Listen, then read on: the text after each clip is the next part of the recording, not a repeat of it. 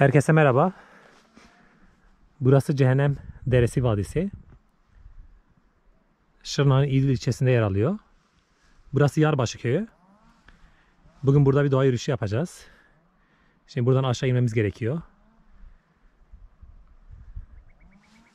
Çok yüksek bir yer. Çok derin bir vadi. Güzel bir yürüyüş olacağını düşünüyorum. Daha önce de gelmiştim. Gerçekten manzaralar güzel. Yürüyüşümüze başlıyoruz.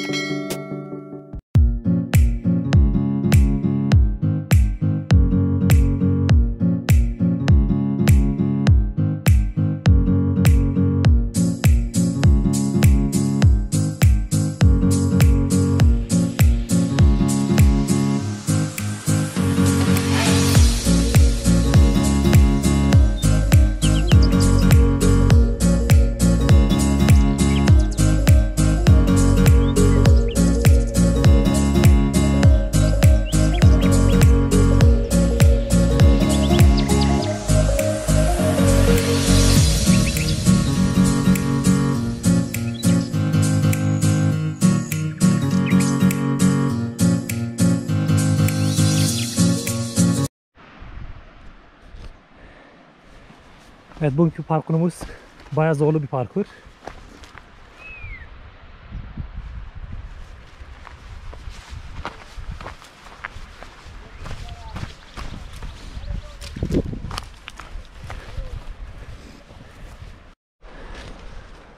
Evet, doğa yürüyüşümüz devam ediyor. Şu an doğa harikası bir yerdeyiz. Burası Cehennem Deresi.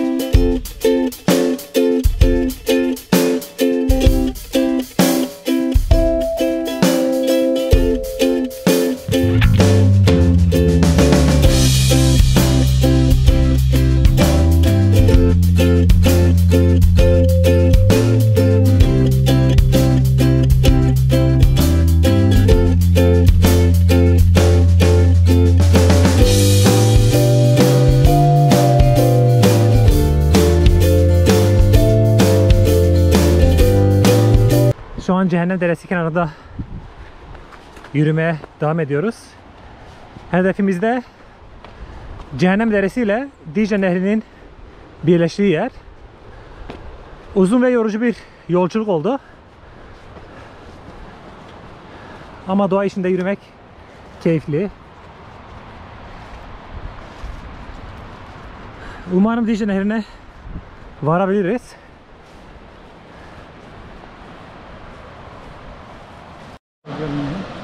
Evet, uzun bir yürüyüşten sonra nihayet Cehennem Deresi ve Dicle Nehri'nin birleştiği yere geldik.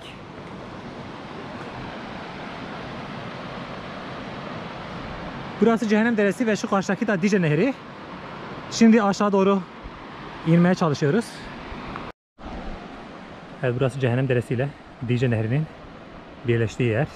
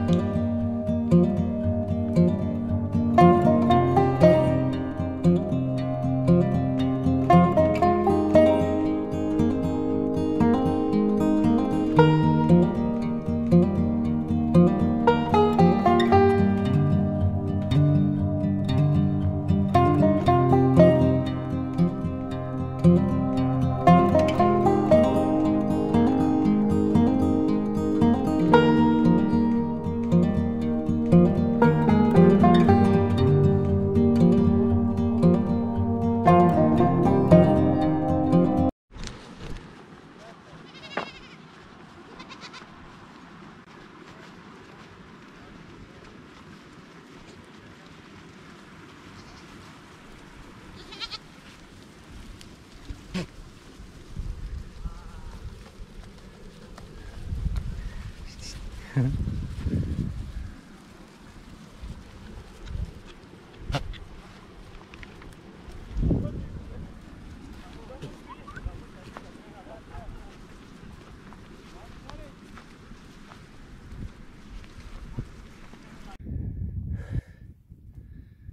doğa yürüyüşümüz burada bitiyor. Özellikle aşağıdan buraya kadar tırmanmak bizi çok yordu. Ya o kadar zor bir yol ki insan bitmeyecek sanıyor.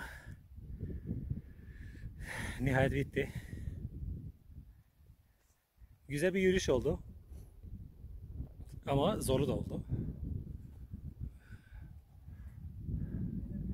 Yeni videolarda görüşmek dileğiyle.